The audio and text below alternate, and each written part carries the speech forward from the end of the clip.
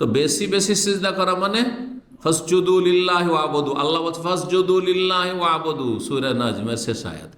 আল্লাহকে সিজদা করো, আল্লাহর ইবাদত করো। মানে কি সিজদা শুধু সিজদা করতে থাকবেন? মানে ফরজের পরে নফল নামাজ পড়া, আগে ফরজ তারপরে তাহাজ্জুদ পড়ো, সালাতুদ দুহা পড়ো, ইশরাক পড়ো, সুন্নাতে রাতেবা পড়ো, এমনি নফল পড়ো, তাহিয়াতুল মসজিদ পড়ো, তাহিয়াতুল উজু পড়ো। এইগুলি হচ্ছে ফাসজুদু লিল্লাহি ওয়াবুদুর তাফসীর। জি, সময় এগিয়ে চলে যাচ্ছেন। কি বলছিলাম তাহলে? মায়া মমতার কথা বলছিলাম, তাই না? হ্যাঁ, তো হাদিস হয়ে গেল। 8 নম্বর হক, তা হচ্ছে যারা গৃহকর্মী বা অধীনস্থ তাদের সাথে সম্মানজনক আচরণ করা।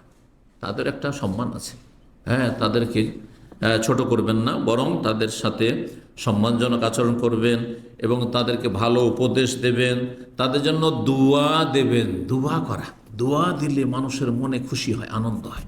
দোয়া দেবেন। জি, নিজে যদি দোয়া চান গরিবের, তাহলে আগে তাদেরকে দোয়া দেন, আল্লাহ তোমার ভালো করুন, আল্লাহ তোমাকে সুখী করুন। এই দোয়াগুলো দিতে অসুবিধা কি আছে? আমার বাড়িতে চাকর চাকরানি কাজ করে, হ্যাঁ, তাদেরকে এই দোয়াগুলো দেন, আল্লাহ তোমাকে সুস্থ রাখুক, আল্লাহ তোমার ভালো করুক, হ্যাঁ, নেক হায়াত দান করুক। দোয়া দিলে মনটা খুশি হয়ে যাবে। তো দোয়া দিতে হবে। জি, এই মর্মে হাদিস রয়েছে আনাস বিন মালিক রাদিয়াল্লাহু তাআলা আনহু সম্পর্কে। আনাস বিন মালিক রাদিয়াল্লাহু তাআলা নবী সাল্লাল্লাহু আলাইহি ওয়াসাল্লাম দোয়া দিয়ে, এই দোয়ার বরকতে সেই আনাস একজন গরিবের, হ্যাঁ, ইয়তীম ছেলে, বাপ নেই, হ্যাঁ, কার সৎ বাবার ঘরে মানুষ হয়েছেন, সেখানে থাকবেন, পরিচর্যা হবে কিনা, মা নিয়ে এসে নবী সাল্লাল্লাহু আলাইহি ওয়াসাল্লামের কাছে দিয়ে চলে গেছেন। এই অবস্থায় তার ধন সম্পদ, অঢেল ধন সম্পদ আল্লাহ দিয়েছিলেন এবং তার ছেলে মেয়েদের সংখ্যা 100-র বেশি ছিল। হাদিস শোনাই, সহিহ বুখারীতে হাদিস রয়েছে 1846 নম্বর হাদিস। আনাস রাদিয়াল্লাহু বলেন, দা আলী রাসূলুল্লাহ আমার জন্য দোয়া করে দিয়েছিলেন। কি বলেছে? আল্লাহ মাকসের মালাহু ওয়ালাদাহু, আল্লাহ তার ধন সম্পদ এবং ছেলে মেয়ে বাড়িয়ে দাও, বৃদ্ধি করে দাও। ওয়া আতিল হায়াতাহু, এবং তাকে, তার হায়াতকে দারাজ করো। জি জি, বা এটি রয়েছে ইবনে আসাকের। আর সহিহ বুখারীতে রয়েছে যে আল্লাহ মাকসের মালাহু ওয়া বারিক লাহু ফিমা আতাইতাহু, তার ধন সম্পদ এবং ছেলে মেয়ে বৃদ্ধি করো, এবং অবারিক লাহু ফিমা আতাইতাহু, আল্লাহ যা তাকে দেবে বা দিয়েছ তাতে তুমি বরকত দান করো। বরকতের দোয়া করে দিয়েছিলেন, ধন সম্পদের আধিক্যের দোয়া করে দিয়েছিলেন, ছেলে মেয়ের আধিক্যের দোয়া করে দিয়েছে, প্রাচুর্যের দোয়া করে দিয়েছিলেন। বলছেন আনাস নিজে বলছেন, ফাকসার আল্লাহ আজন মালি, আল্লাহ আমাকে অঢেল ধন সম্পদ দিয়েছেন। একটা গরিব ছেলে, অঢেল ধন সম্পদ দিয়েছেন। আর কি বলছেন যে হাত্তা ইন্নাকার, এত বরকত আল্লাহ দিয়েছিলেন, হাত্তা ইন্না কারামাল্লি ইয়াহমেল মাররাতেন, আমার আঙ্গুর বাগান ছিল, সাধারণত সবার বাগানে একবার ফলন হয়, বছরে 2বার ফলন হইত। আল্লাহু আকবার, 2বার ফলন হইত। আর বলছেন ওয়ালাদিল সুলবি, আর আমার নিজের সন্তানদের সংখ্যা ছিল মেয়া ওয়াসিতা, 106 জন। 106 জন।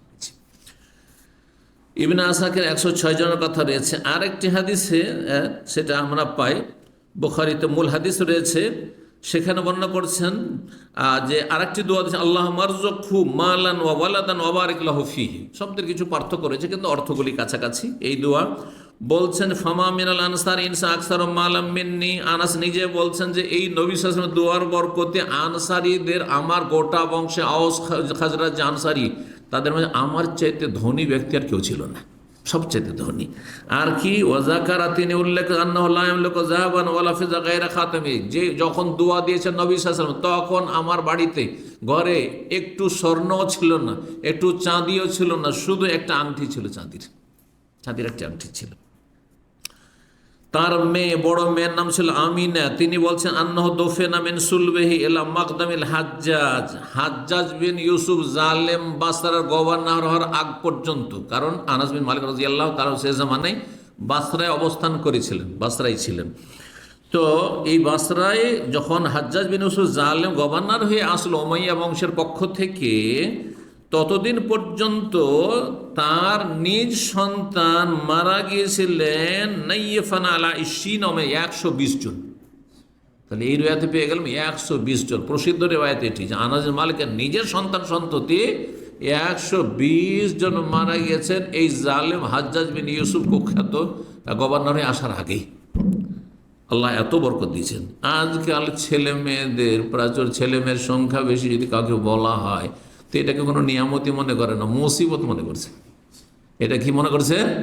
মুসিবত মনে করছে মূর্খরা, বুঝতে পারছেন না? অথচ কত বড় যে নিয়ামত। জি, যাদের যেই দেশে জনবল আছে সেই দেশে সব কিছু সস্তা, যে দেশে জনবল নেই, শ্রমিকের অভাব, হ্যাঁ, সেই দেশের সব কিছু দাম বেশি। হ্যাঁ, এই সফর থেকে আমার ওই সফরের কিস্সা কাহিনী শোনার অভ্যাস নাই, মনে পড়ে গেল এই মর্মে যে জনসংখ্যা বেশি হইলে যে বেশি সুখী হয় মানুষ আর বেশি সস্তা খেতে পায়, হ্যাঁ, এটার বাস্তব প্রমাণ। একটা সুন্দর জামা নিয়ে এসছে এবারে আপনার ব্রিটেন সফরে, মানে না টি শার্ট গেঞ্জি নিয়ে এসছে, খুবই সুন্দর, বেশ ভালো, মাশাআল্লাহ, কটন। তো ভাবলাম কোন দেশের আছে একটু দেখি, তো দেখছি মেড ইন বাংলাদেশ। 5 পাউন্ড মানে 25 রিয়াল দাম। আচ্ছা, তারপরে ওখানে কেন তৈরি হয় না? আচ্ছা, একটা কোট নিয়ে এসছে, কোট দেখলাম, চিন্তা করলাম কোটটা যে কোথাকার আছে এটা দেখি, বলছে মেড ইন ইন্ডিয়া। বুঝতে পারছেন তো? চিন্তা করুন, যেসব দেশকে এত উন্নত মনে করছে তাদের নিজের, হ্যাঁ, এসব তৈরি করার মতো লোকজন নেই, জনবল নেই। তো জনবল থাকলে ফায়দা আছে। আমরা 9 ভাই, আমাদের নিজের কথা বলি, 9 ভাই, আমি বড়। এই 9 ভাইতে ফায়দা হয়েছে যে ঘর গৃহস্থের কাজ জীবনে একটা খড় ভেঙে দোকান আমাকে করা লাগে। একসঙ্গে ধান ভেঙে নিয়ে আসতে হবে, ধান ভাঙা বলেন তো, মানে চাউল কুটিয়ে নিয়ে আসতে হবে। চাউল কুটা বলেন না ধান ভাঙা বলেন? ধান ভাঙা দুটি বলেন। তো ধান ভেঙে নিয়ে আসতে হবে, কারণ নিজের ধান তো ধান। এই চাউল কেনাটা ছোট লোকই ছিল তখন। আজকে থেকে 30-40 বছর আগে চাউল কেনা খেত বলছে ওই হাটের চাল ঘাটের পানি, আমাদের আঞ্চলিক ভাষা, হাটের চাল ঘাটের পানি, যার ফলে চালটা নিজের বাড়ির হইতে হবে, চালটা নিজের বাড়ির হইতে হবে। এখন বড় বড় আমাদের আত্মীয় স্বজন, হ্যাঁ, যারা আছে বড় বড় ধনী, কোটি কোটি টাকার মালিক, হাসপাতাল আছে, তো আরও কত কি আছে, টেকনিক্যাল কলেজ, অমুক তমুক, হ্যাঁ, নার্সিং কলেজ আর ফার্মেসি কলেজ, আর তার আগে এদিকে চাল কিনে খাচ্ছে। আরে বাবা, এক সময় ছিল আমার ছাত্রের জীবন, 13 বছর, 15 বছর, 18 বছর বয়সে, তখন হাটের চাল ঘাটের পানি ছিল। তোমাদের জমি জায়গা আছে, তো তোমরা নিজের চাল বাড়ির খাও না কেন?